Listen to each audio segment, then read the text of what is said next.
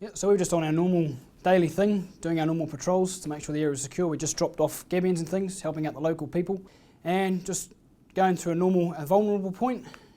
We just drove through it like any other day. Felt no need to check it. We felt there was no threat around us, me being the gunner myself. And next minute, bang, it felt like you'd just been in a car crash, getting thrown around. And then I finally came to, realised what had happened, heard RPG rounds, bullets flying over my head, and then I just sort of had to react. The training kicked in and I just had to react. Looked around for my weapon systems to shoot back. Both of them were damaged. Looked down and the vehicle was on fire. So jumped out, got myself out of the vehicle as quick as I could. At the time, I didn't feel the injury until I'd fallen on, or jumped off the vehicle and got on the ground, and I realised my foot was broken. But that just sort of went out the window because there was too much other sort of stuff going on. Yeah, the old IED went off, and it's really didn't quite knock me out, but it did daze me, and I was pretty close to it.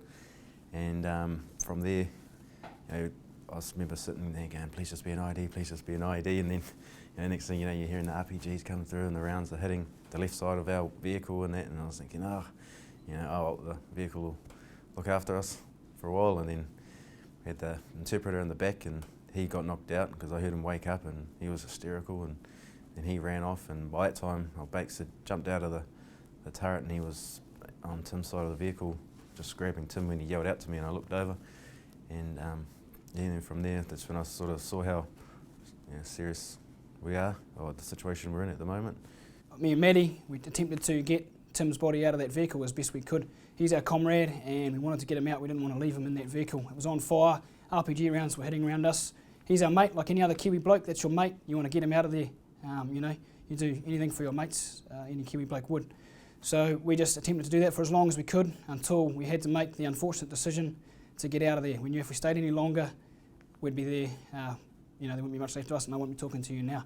I remember the old, we finally got hold of the guys on the radio because I've been raising them for quite a while, and I ended up getting one of the other boys, and he, at the time, you don't think much of it now, but at the time, he wasn't sort of taking in what you're saying, and it was getting quite frustrating. And Albie jumped on, and we started coordinating it from there, and he was like, and remember the last thing I remember him saying was, "Yeah, bro, I'm coming." And I was like, "Yeah, yes." Main concern was to get the guys out, so we had to put it down a lot of fire, try eventually win the firefight, and then using my vehicle, we manoeuvred back and forward to retrieve equipment from a downed vehicle. I eventually got comms with Matt Ball and Baker, and they let me know that we had one KIA and both of them were injured. Then made the deal we had to move forward. Well, I had to move forward and pick them up.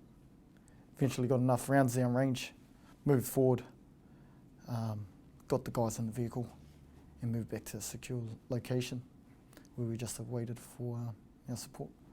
There's luck, but there's also a lot was involved in the training. We had good training, and we were ready for the situation. Our commander trained us well.